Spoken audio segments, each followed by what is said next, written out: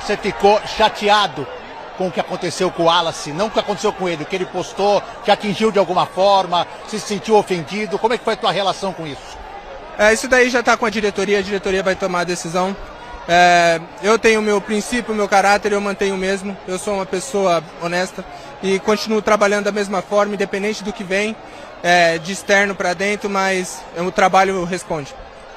E aí, vocês ouviram? Matheus Cunha concedeu entrevista para a galera da ESPN e foi perguntado sobre sua situação com o volante Wallace. E ele disse: está sendo tratado internamente pela diretoria e ele confia no trabalho. Palavras do Matheus Cunha. E Matheus, eu tenho muitas críticas a fazer sobre sua qualidade técnica, mas não concordo com a atitude do Wallace. Não gosto do Matheus Cunha sendo titular do Cruzeiro e fico torcendo para que o Cássio volte o mais rápido possível.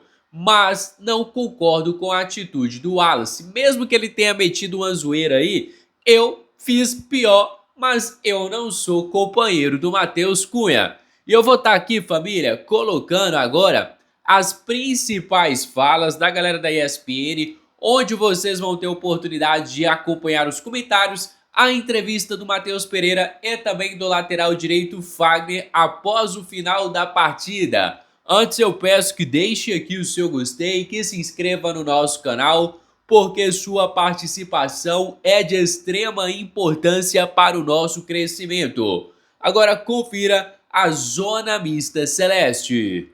Muito tempo, né? Muito tempo para um time como o Cruzeiro. Como a torcida do Cruzeiro deveria estar saudosa de ter essa oportunidade e como esse resultado no retorno à competição mais importante do nosso continente foi importante, até pelo que o Cruzeiro jogou. Porque até agora teve um ótimo jogo contra o Vitória no Campeonato Brasileiro, um jogo ruim contra o São Paulo, em que o Cruzeiro foi derrotado e mereceu a diferença de gols que levou. Então, esse jogo contra o São Paulo, tendo sido a última atuação antes da estreia na Libertadores, eu acho que deixou um pouco de dúvida a respeito do que o Cruzeiro poderia fazer. E o resultado foi muito importante, a atuação foi boa. Jean, é só o primeiro jogo do Cruzeiro na Libertadores, mas a fase de grupos passa assim, né? Rapidinho e a gente sabe o quanto as coisas são rápidas. Essa é aquela vitória que lá na sexta rodada você vai olhar e falar assim, a classificação foi ali, claro, pode vencer o Boca fora, mas você começar com o pé direito, começar com uma vitória, essa é aquela que você vai olhar e falar, essa aqui que fez a diferença, que pode fazer a diferença numa classificação até em primeiro lugar no grupo. Tudo bem? Tudo bem, boa noite, William, boa noite a todos. Eu acho que sim, primeiro porque a gente está falando talvez do grupo mais disputado, né, com uma briga acirrada por duas vagas, teoricamente, entre três times. E se você começa ganhando fora de casa contra um dos outros dois candidatos mais fortes, o peso da vitória acho que já diz tudo. Eu acho que o Cruzeiro só teria algo a reclamar hoje se a gente estivesse falando do mata-mata. Porque aí acho que os gols perdidos ali, né, pelo Caio Jorge, depois pelo Chico da Costa, ficaria aquela pulguinha atrás da orelha, mas era para ser 2, era para ser 3, poderia ter sido um resultado muito melhor. Poderia ter sido 2, 3, 4 hoje? Poderia ter sido. Poderia. Mas não interessa. Faz muito pouca diferença, né? Essa coisa do saldo de gols, eu não acho que o grupo vai ser definido no saldo de gols, pelo menos não é o normal. Eu acho que não... No momento em que o Cruzeiro ganha fora de casa contra um dos adversários diretos na briga pela vaga, esses 3 pontos têm um valor enorme. Não foi uma partida brilhante do Cruzeiro, não foi um grande jogo, mas acho que também ninguém ia imaginar uma partida brilhante de um Cruzeiro avassalador contra um adversário que é um bom adversário, jogando fora de casa. Então, assim, foi um Cruzeiro que... É engraçado até que se você olhar as estatísticas, acho que foram 18 finalizações do Barcelona contra 5 do Cruzeiro, mas se você for olhar a expectativa de gols, né, aquela estatística que mede a clareza das chances durante o jogo, o Cruzeiro esteve muito à frente, porque de fato as suas chances foram muito mais escancaradas e por isso a gente diz que o Cruzeiro poderia ter vencido até por mais, porque embora tenha finalizado menos, você falando de oitavas de final, né? Se a gente estivesse falando de um mata-mata. Falando de fase de grupos, acho que o importante era somar 3 pontos fora de casa e é um passo enorme realmente para o Cruzeiro ficar com uma das 2 vagas. Óbvio, tem jogo de volta, é perigoso contra o Barcelona, tem 2 jogos perigosos contra o Boca Juniors, é claro que não dá para relaxar, mas sair 3 pontos à frente do Barcelona, ainda tendo que enfrentar o Barcelona em Belo Horizonte, é uma enorme vantagem do Cruzeiro já na primeira rodada. Que levou vantagem também no setor defensivo, né, Bedner? E por que eu estou chamando a atenção sobre isso? É a pior defesa do Campeonato Brasileiro, o Cruzeiro. Inclusive, repetindo, tomou 4 gols no último jogo, tomou 4 do Botafogo também. E aí é com vários jogadores, com o Cássio ou com o Matheus Cunha. Essa a gente está falando da pior defesa, do pior sistema defensivo aí do Campeonato Brasileiro. Então hoje, te agradou o comportamento defensivo desse Cruzeiro também? Tudo bem? Tudo bem, William? Boa noite a você, Jean, André, ao Pedro, aos fãs e às fãs do esporte. Eu acho que a vitória, em primeiro lugar, foi muito merecida e ela passa demais pelo olhar do treinador cruzeirense. Passa demais, né? O Fagner entrou por motivos óbvios, né? Porque o William gerou algum problema, mas se você pegar e comparar com a formação que jogou contra o São Paulo, o treinador fez alguns ajustes. Por exemplo, para mim, os 2 gols primeiros do São Paulo tiveram participação com erros do Djalma. Ele começou no banco. Foi mal, Djalma. O Matheus Henrique não foi bem no de volante no Morumbi. Começou hoje no banco de reservas. Ou seja, é o Arthur Jorge procurando uma formação para que o time seja mais consistente, tenha mais equilíbrio, começando pela parte defensiva, para responder a sua pergunta. Porque o Cruzeiro está pressionado. E a primeira coisa para um time que está em crise é não tomar um gol no jogo. E qualidade o Cruzeiro tem para fazer os seus gols. E aí, aos poucos, ir tirando a cabeça dessa água que está o tempo inteiro parecendo que quer afundar o Cruzeiro. E acho que hoje o treinador e os jogadores foram muito bem. Muito bem mesmo. A gente nota o Arthur Jorge no primeiro tempo com algumas reações do lado do campo um pouco insatisfeito, provavelmente com alguns posicionamentos, algumas coisas que a gente vai falar aqui, mas aos poucos o time foi ficando confortável porque o Barcelona chutava, mas não ameaçava, o Jean já falou, né? Todas as chances claras de gol, foram 5 chutes do Cruzeiro, 4 chances muito claras. O Barcelona não teve uma chance clara de gol. E aí é o controle que o Cruzeiro conseguiu ter um jogo difícil, fora de casa, um resultado que se não garante a classificação, mas são alguns passos muito grandes para conseguir a classificação. E quem sabe para o Cruzeiro jogar o futebol que dele a gente espera. O futebol melhor do que a gente espera, não viu esse que ele ano ainda, pode né? jogar. Essa é a questão. O elenco do Cruzeiro é um elenco forte. Mas uma coisa a gente precisa falar. O centroavante do Cruzeiro está muito longe de ser o jogador do ano passado. Talvez ele seja uma das principais vítimas dessa fase de baixa, quando a gente fala de falta de confiança, né?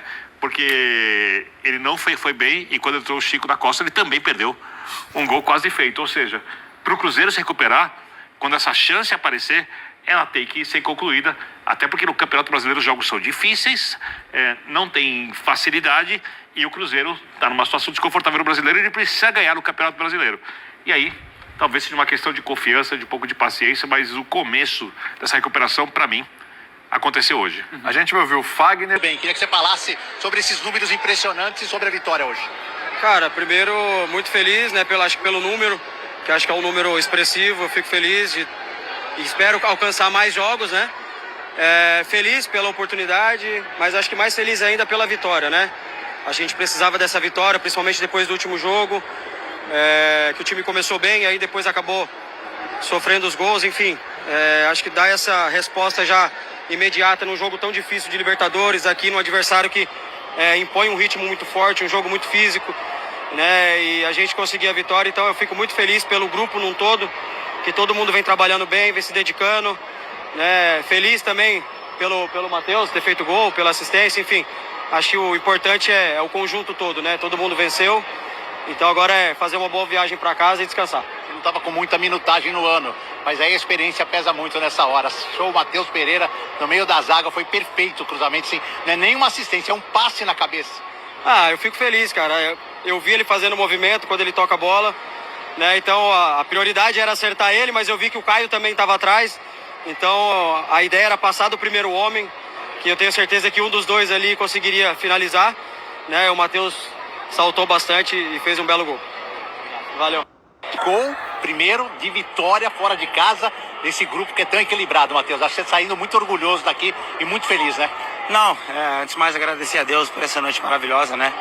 A gente sabia que ia ser um jogo muito difícil. A gente sabe que o nosso grupo é um grupo muito difícil, mas a gente sabe da nossa qualidade também.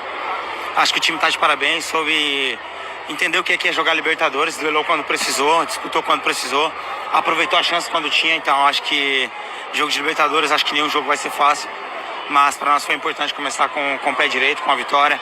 A gente sabe que ainda tem mais jogos, mas é bom a gente começar com o pé direito, entender que ainda faltam mais jogos, colocar o pé no chão e tentar conseguir chegar numa consistência que a gente precisa, não só na Libertadores, mas em outras competições também. Como é que vocês conseguiram virar a chave tão rápido, né?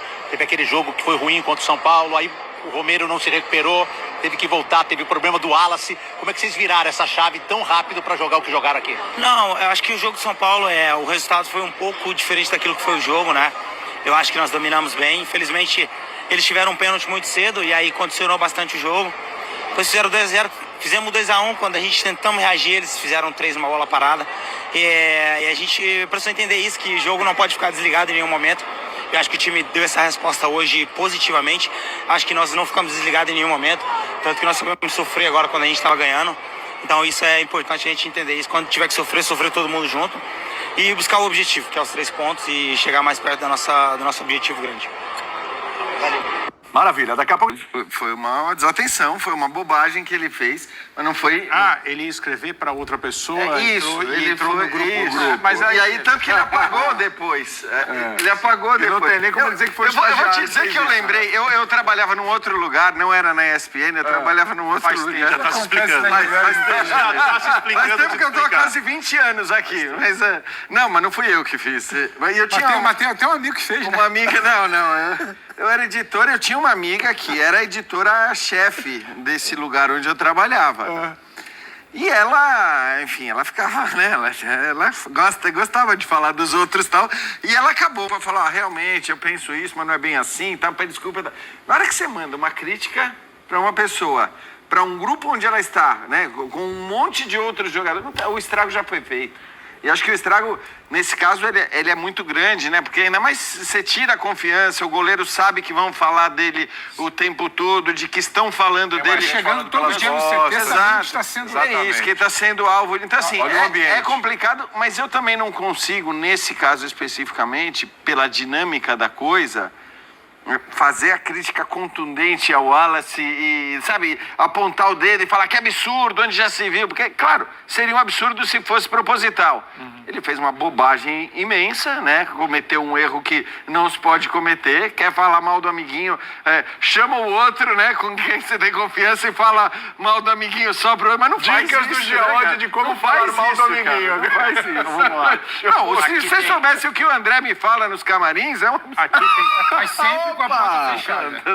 Sempre. Então é isso, família. Vamos encerrar por aqui mais um conteúdo do nosso canal. Você aí de casa, torcedor cruzeirense, que é novo por aqui, já seja muito bem-vindo. Se inscreva no nosso canal, deixe o seu gostei, ative as notificações e tamo junto demais. Fica agora com meu grande abraço, fica com Deus e até a próxima. Fui!